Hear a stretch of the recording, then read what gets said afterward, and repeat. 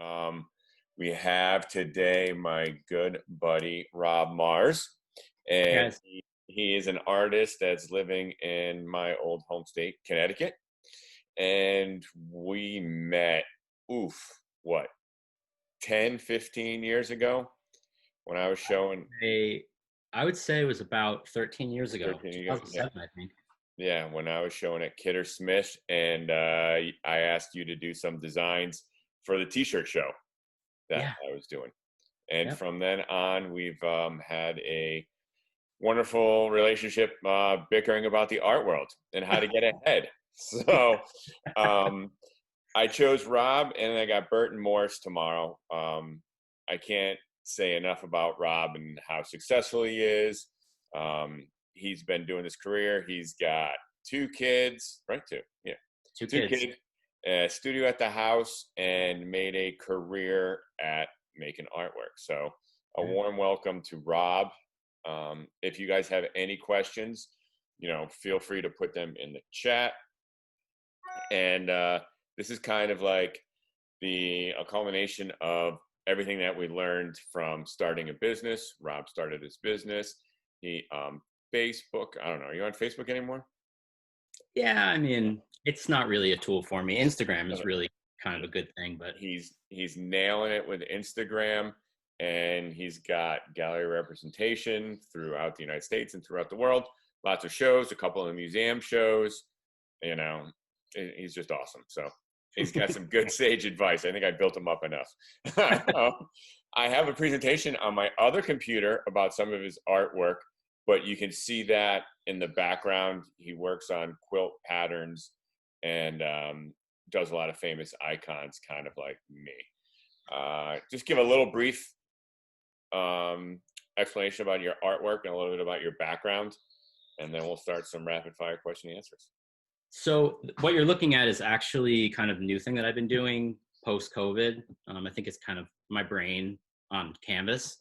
I wanted to go in an abstract direction, but prior to that, in the late 90s, early 2000s, I was working in corporate America, doing design work, and I was traveling.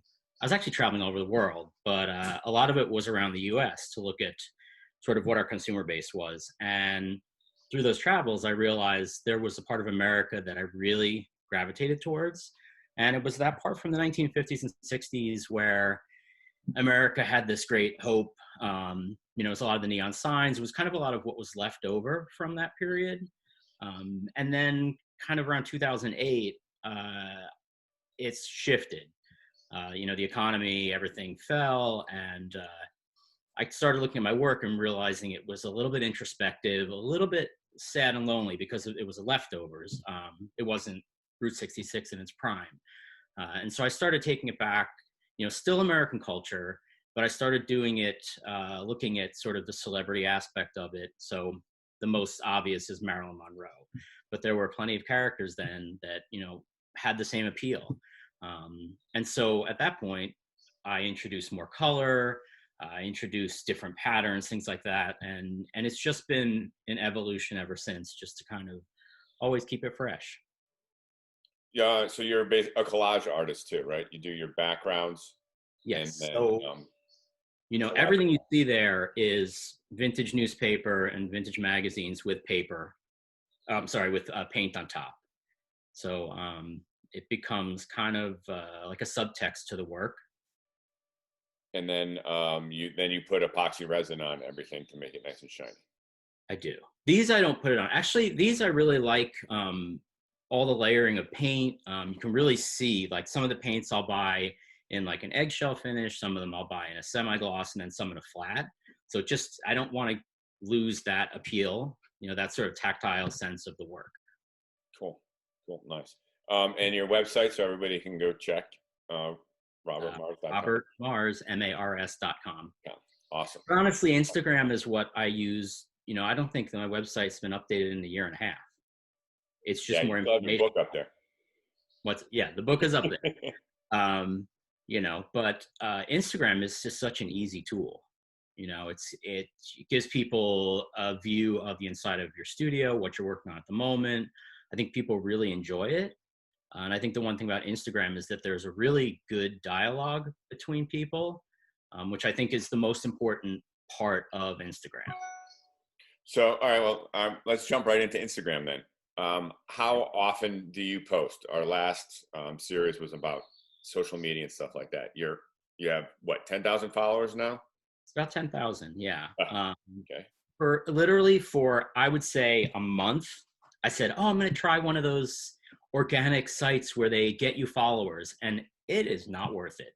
It was only like $30, but literally I looked at who they were making me follow, and it was like a fashion brand from Brazil. It was like art that had nothing to do with my art. And I realized that it just becomes a numbers game, that people are like, wow, you have 20,000 followers. But if you look at a lot of these people, they don't have a lot of back and forth dialogue with people. And that's the one thing that I really like about it, is that I've made friends on Instagram.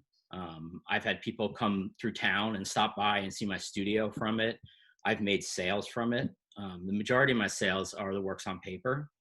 They fly out the minute I post them. And then every once in a while, like a big piece will sell from Instagram. What's your price point on the paper pieces? 500 to 2,000. Okay. And now you're working with a publishing company to make those, or you're making those on your own? No, they're not. So they're not prints. They're all originals. So I'm creating the same way that I make my works on panel. They're just on like a nice fine art paper with a deckled edge, and I finish them with UV varnish instead of resin. Talk to us about that. So you hired this company to find you basically followers to go. Yeah, I mean, the thing is, like, so what's really frustrating is that I like broke 10,000 last week. And then all of a sudden it was down to, 9,970. And I'm like, who are those 30 people? Those were the $30 you stopped spending on. I know, right? So it's not an easy build. Like, it's not easy to just get tons of people to follow you. I think if it's truly organic, it's something where you spend some time on Instagram. Like, I'm not going to sit on it all day, but I'll spend some time on it, and I'll go through and I'll do, a hashtag for collage or pop art, and I'll look through it and I'll see things that I like. And I've learned about a ton of artists through Instagram, people that I never would have known of.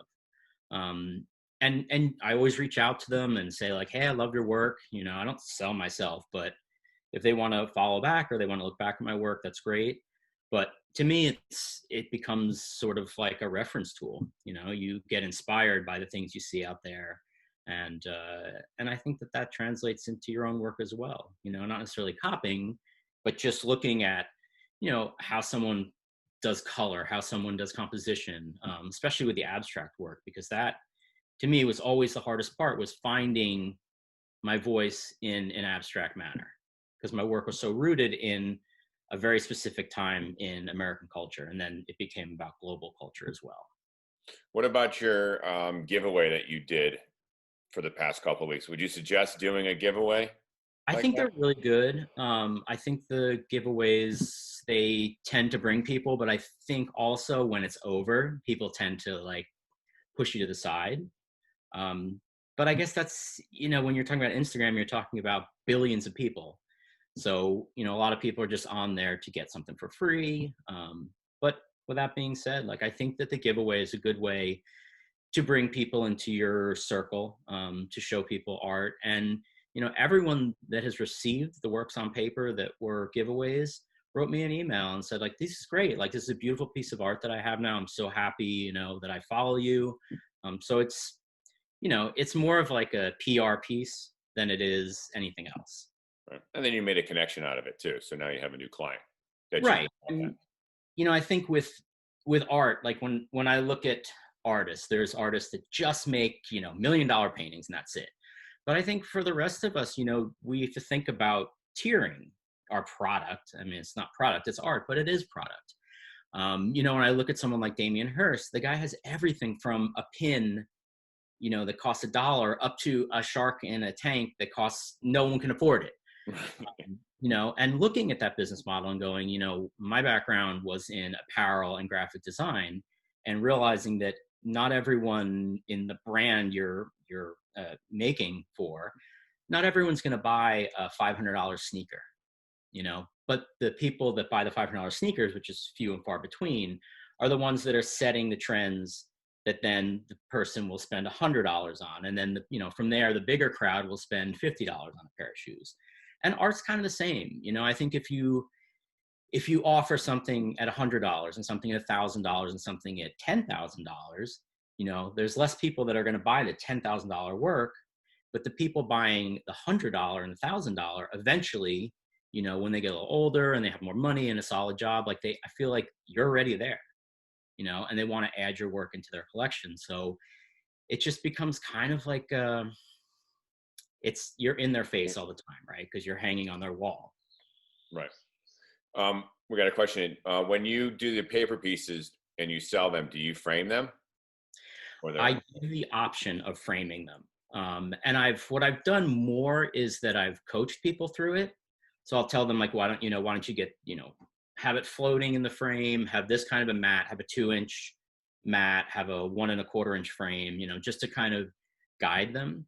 And people seem to really like that, because it's like the artist's view. Right.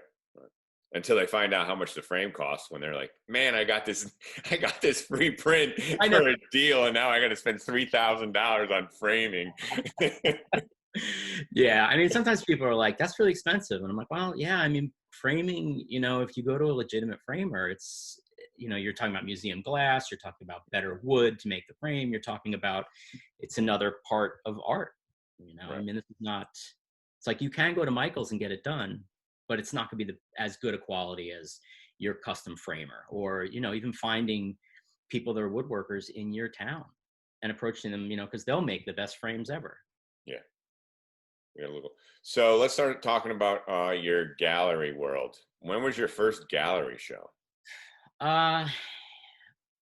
It was really 1998, but that wasn't my show. My first solo show was 2003.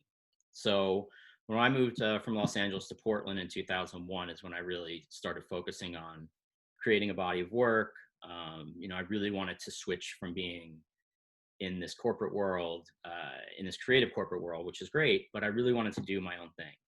And so, yeah, it was 2003, and it was in Portland, and I love this gallery. It was an amazing gallery, and actually they just got looted so bad that they're closed. Oh. Yeah.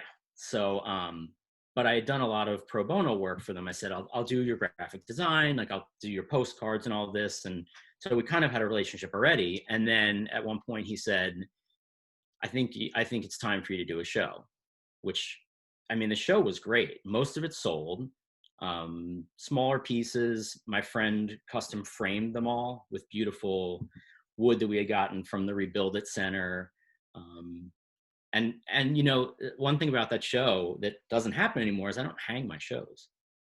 So, and most of it's hung in a typical, 5 pieces on a wall, right. Equally spaced. But with that show, it was up to me to do it. And I dreamed about that. Literally for weeks before that show, I had dreams of installing this. And, the reality was just as good as a dream. Like, it was so much fun to say, I spent a couple months on this work, and now I'm sitting here and I'm hanging it, for the world to see. Right. Yeah. Yeah. I go back and forth on that. Sometimes I like the gallery owner to hang it because they have a different vision of it. Right. And then me hanging it is kind of my vision of hanging it. I guess one of the important parts about this whole series that we've done at Artists is networking, and how you and I have networked. What we met at Kidder Smith, introduced you there, and then we kind of helped each other. There was that point in time where it was like me, you, Mel, and we were going to gallery from Ariel. And Jane too. And Jane Maxwell. Another artist you guys should look up, Jane Maxwell. She's awesome on Instagram. Yeah, and she is killing it. Yeah. She's got she's like East and West Coast now. Because of, what's the gallery in New York? Artman? Joanne Artman. Is she taking her? She's yes, so she's bi-coastal with the gallery, but she also has a studio set up in Los Angeles, and she's a studio set up in Boston. Get out. Yeah. Caldwell Snyder. She's with them as well. Okay. Yeah. So They take like 75%. a bunch of galleries do, unfortunately. You know? So all right, so we had a show, and then we did some collaborative stuff with Mel, and it's Yeah. just kind of getting together with artists that you like. Any recommendations on that, like how to network and move your way up the social rung? I mean, I've found it's just reaching out. You know, it's like anything. Like some people are not going to get back to you, and some people are. And I felt like over the past couple of years, like I built really healthy relationships with artists all over the country and actually all over the world. And there are people that come to me for advice, and I'll go to them for advice. You know, and it's just listening. Like, you know, because Jeff was a full-time artist before I was, and as I was in 2011, I was like, I'm quitting my job. I'm done. Like my art's going really well. I think I can do this. And the one thing he said to me, which always stuck with me, is, you know, you'll have really good months where you feel like you're just like rich and on top of the world, but don't let it fool you, because you'll have months where nothing sells, you know? And that really stuck with me, because remember when DTR was in their prime, like they were selling so much work. I mean, there wasn't, from, I guess, December of 2009 or January of 2010 until, I don't know when, actually until I left at the end of 2018, there wasn't a month that I didn't get a paycheck. Even if it was small, like I still got a check from them, you know? And that's not like that anymore, because I have more galleries. So there's checks that come in at different times, but it's all seemed to work itself out. Not as consistent. So how many galleries do you have Way too many. I think I have, now? 13. I think it's How like many? 13, like 13. Really? I didn't even But know there was 13 galleries in existence anymore. I know. Well, I'll tell you the ones that are doing good. So Aberson in Tulsa, she's really good because she doesn't have too many artists. There's nothing in her gallery like my work. So I sort of fill a void in her Right. gallery program. She does really well. She's advocates for the artists like you wouldn't believe. I mean, she had a guy come in and he's like, I want 3 pieces and I want one of them for free. And she's like, then don't buy art. Point Wow. blank. He told him, That's like, awesome. you know, and he was put off by it. Eventually he did buy art. He didn't get the discount he wanted. But she was like, look, you know, I run a business, he runs a business. You understand this. You're running a business too. Like, you can't just give things away for free. Right. So she's a great gallery. Napa they have 4 galleries in the Napa region.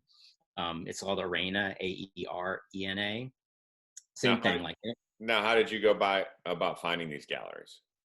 So Aberson was through, who was it through? Anka Schofield collabs. She does collabs with another guy. It was through her, and I had reached out to the gallery, and you know, any of the galleries that really work are ones that took a long time. They didn't just go, yeah, I want you. You know, it was people that really thought about where you fit in their program, made sure that you didn't overlap with any other artists, because that always becomes a sensitive issue if your work looks similar to someone else's work. And Napa was the same thing. It was about a year and a half of back and forth, talking with them, talking on the phone. They said they're interested. I never heard back from them. I reached out 3 months later. It was a back and forth. And finally, when the time was right, they said, all right, we're ready now. And they're great. I mean, last month they had a showcase, which normally they'd have all 4 galleries set up with the work, like predominantly when you walk in. And they would have done a whole, you know, I would have done a presentation there. I would have gone out for it, but it just didn't work out for this because of everything that's going on. So they had a virtual showcase, but you know, they have a great client list. They do take more than 50%. It's not 75, but I think they sold 12 pieces last month. So it's like, that's great. Right. You know, especially right now when people are, you know, a little shaky on spending money. And to do it virtually, I think. So what do you going to virtual? What do you think it's going to happen come New York and stuff? A lot of galleries are going to probably be closing. You think it's going to A lot be? of galleries are going to close. I mean, it's, you know, if you're in Chelsea and your rent is astronomical, like how many months can you go without selling art?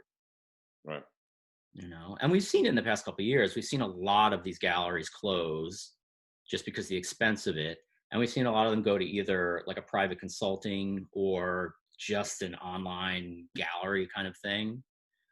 So, but that's hard. I mean, I think with a lot of our work, you can see it on a screen and that's great, but you really need to see it in person, to understand like the textures and to understand how this is built. People like to look behind the painting and see because they're all on really nice wood panels. And I think that that's hard to say, yeah, I'm going to buy something off of a JPEG. Convey over the internet, right? But then and that's where a good gallery comes in. Right. And And they that's also, sorry. no, then they can help sell it because they know you, and there's a personal relationship between the gallery Right. and the artist and the client. Yeah. And I think also, having consistency to your work so that if someone bought a piece of yours and they said it's on this kind of panel, it has this kind of resin coating, I know what it looks like. At that point, they know that if they're buying a piece later off the internet from a gallery, that they know what they're going to get.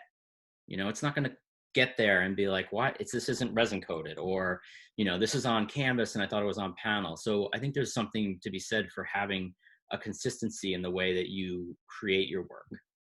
That was the first meeting that we had, was talking about consistency and framing and using good quality products. Always. Because you're selling the art, but you're also selling a quality product. Right. This is why art is poor, right? They spend so much making great art. So. Exactly.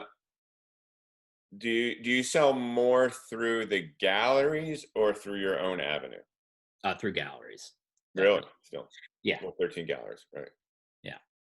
And it's changed in the past 2 years too, where I used to have a show and I would send 12 pieces and, 5 of them would sell at the show. And then throughout the year, a couple more would sell. Now people aren't really buying art straight off the wall anymore. Now people go in and they want something custom. So I think Really? the word Yeah. got out that, these are living artists, very much like how Warhol would just go around and say, you want to sell a portrait? Of course you do. People come and they have their own ideas of what they want. And if it fits within what I do, I'll always accept a commission. And people really seem to like that because they feel like they've had a part in the creative process. Right. I know what I feel about having the shows now. What do you think about having shows compared to just having gallery representation where they're always selling you? I mean, I like shows. I like going to show openings. I think there's an energy that you don't get unless you're there. But I don't know what that looks like going forward. They say they're reopening things. I don't know. I mean, we went out last night and like no one was wearing masks. And I'm like, guys, like just be safe about it, You went to a gallery show? No. Okay. We had they had like a movie in town, like a drive-in. Oh, okay. But, they said you can order food from the restaurant that's the parking lot we were in. But they were like, please, social distance. And like, no one was doing it. I'm like, guys, come on, just be safe, please. Because I don't want to spend another 6 months in this. Yeah, right. And No, I was with that question. I just kind of like the idea of doing the show, but there's so much pressure on a show, and I think a lot of artists go into the gallery and like, I want a show. It's like, right. It's not like that. I'd rather have the sales before the show to support the show. Like work with a gallery for a year or two, build up a clientele, and then go to a show. I think there's a lot of galleries now. Yeah, at this point, no galleries sign you and go, we're doing a show unless you're like someone that is well known in the public. Right. The rest of us, they need to feel it out with their client list and build up with their clients, what the work is, why you're going to be here for the next 10 years or more. Because people want to know, because building a collection of art, I think you trust your gallerist. You trust these people to say, this is my vision of the future of art. These are people that are doing things that we feel have a long career ahead of them and are steadily growing that career. And it's who they believe in. It's about making that relationship here. How important do you think it is to be in New York City? I used to think it was the most important 10 years ago, but I don't know anymore. I mean, Miami's a great market. London's a great market. Los Angeles, there's plenty of places that, most of my sales right now are not coming from New York. They're coming from Tulsa. They're coming from Napa. What are the other galleries that are selling? New Orleans. So it's maybe my market has gotten flooded in New York from 10 years of showing with DTR. I don't know what it is. Seems like it's more touristy hubs now, or second homes. Yeah, or second homes of people who don't really live there except for a week a year. I saw a big change. So I guess back in 2011, 12, 13, the euro was really strong against the dollar. And so you had people coming from Spain and coming from Italy and coming from France and London, and all these places to New York. And it was like they had free money because the euro was so strong. And so many people would come in and buy 3 pieces, like right off the bat, just buy like 3 pieces of art and have them shipped home. And as it shifted and the euro wasn't as strong anymore and their economies were bad, they stopped coming. And now, now they're not coming at all because they can't. Right. So, I guess it's not necessarily just what our economy is doing, it's what everyone's economy is doing as to how you sell art. Yeah, I know when the dollar was weak over in Switzerland, yeah, they were buying that stuff up. Yeah, like pizzas, right? Yeah.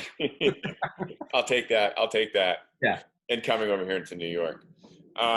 You guys out there, all 6 of you have any questions, you can put it in the chat room and we'll ask Rob. What are you doing online right now that you just said Instagram? Do you plan on redoing your website, or do you think anybody goes from your Instagram to the website? It's just very few people. I mean, you have the view insights yeah on your Instagram, and not a lot of people click through. I think people really aren't that interested in just seeing flat artwork, that's not in a space. I think people really like to see where the work is.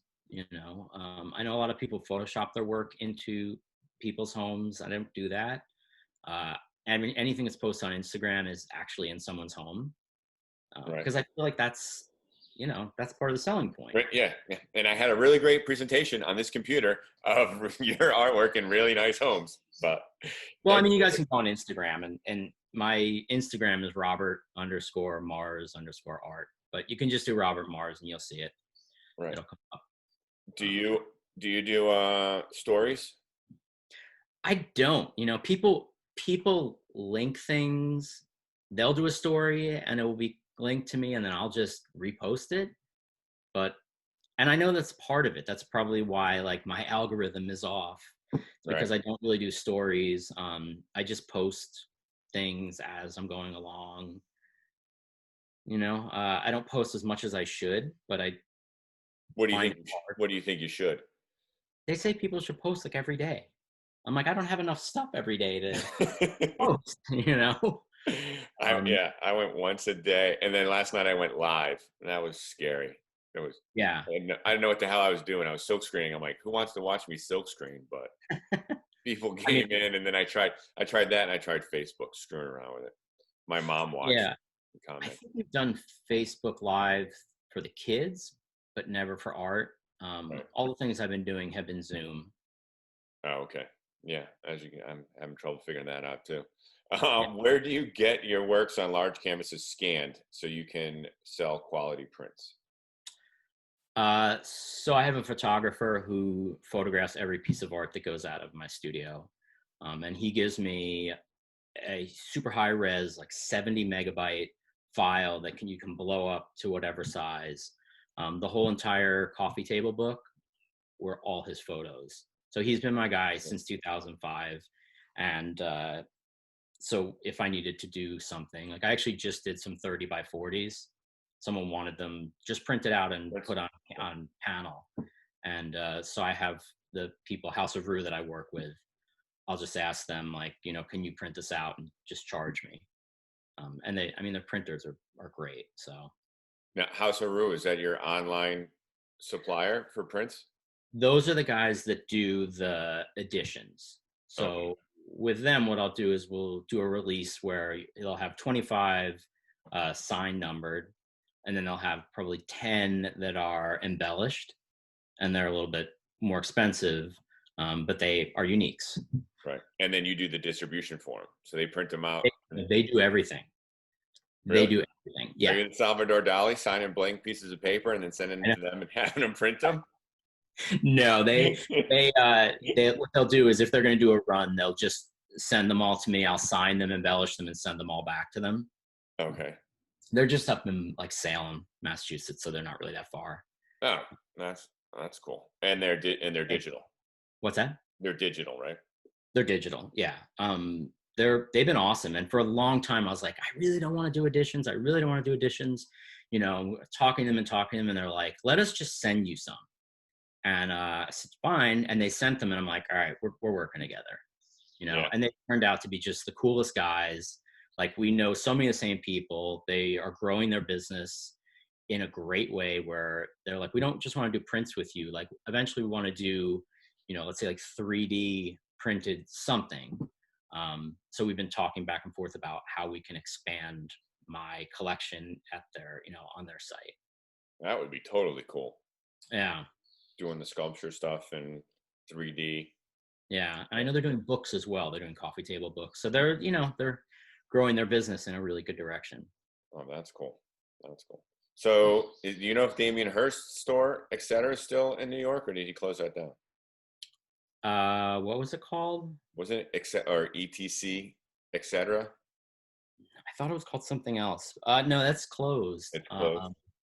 Yeah. I don't think he's doing prints anymore. I don't think he's doing editions. Yeah. Because when he said he wasn't going to do that anymore, Samuel Owen bought up a lot of his stock because he knew it would skyrocket. Right. So, yeah, I don't know. Huh. I'm sure he's doing all right though. Yeah. So I mean, he's painting again. he never painted anyway. Well, it's called painting. Right. He has himself in videos putting paint on. Oh, okay, yeah, photoshopped in there. So where do you see yourself in the next 5 years? What are your career goals? My career goals, you know, I just always want to grow creatively. So I want to push the abstract works and see, because a couple of my galleries do really well with abstract. So I'm going to try launching it with a gallery down in Texas, and see if it takes off. You know, I don't see anybody really stepping into this doing, I guess these are kind of like pop art, but really kind of folk art because they're based on quilt patterns. And we'll see, you know, I think people right now kind of want colorful, just kind of because things are so chaotic. So you're leaving those paintings behind you as is, or are you putting icons on them? No icons. Whoa, cool. Yeah. So we'll see, you know, I mean, look, it's all a learning process, right? I think, Right. you know, when we look at Jane Maxwell, like, she's fearless. I mean, she does whatever she wants. She's always changing what she's doing, but it's always her work, you know? Right. And some of it pans out and some of it doesn't, but I think it's all a learning experience. And I think that's the biggest, you know, obstacle for an artist, is to not to let fear stop you.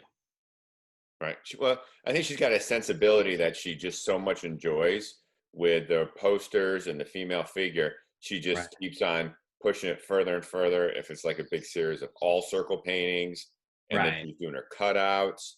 Mm-hmm. So And after the words, right, the inspirational quotes right. cut out. We use the same resin coder, and he's like, I can't stand doing those things. They are so difficult, because think about it, like, the resin's Gonna drip it. Yeah. Oh, what a pain. I mean, he's literally the best resin worker I've ever seen in my life. Sweet. All right, guys, we got 3 minutes before they cut us off. Anybody have any questions And tomorrow we're gonna have Burton Morris. Another. You want to jump on for that one, Rob? Meet Burton. Have you? Yeah. Oh, yeah. We hung out. Yeah, I know Yeah, we hung Burton. out in New York. Yeah. Yeah. Yeah. He's gonna be LA time, so he does silkscreen prints and a lot of pop stuff too.